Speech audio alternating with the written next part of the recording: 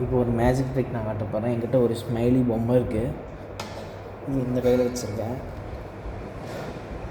இப்போது எந்த கையில் இருக்குதுன்னு நீங்கள் நினைக்கிறீங்க? இந்த கையா? ஆனால் அதுதான் இல்லை. இந்த கை எப்படின்னா, இப்படி நான் இப்படி வச்சு திருப்பும் போது இந்த கையில் இருக்கிற ஸ்மைலி பொம்மை வந்து இதுக்கு தூக்கி போட்டுறேன், இந்த கைக்கு. அப்போ இது வந்துடுது. இந்த ஸ்பீடாக பண்ணக்குள்ள அது எதுவும் தெரியாது கண்ணுக்கு. ஸோ இன்னொரு டைம் உங்களுக்கு பண்ணி காட்டுறேன் பாருங்கள். அடி 1 2 3.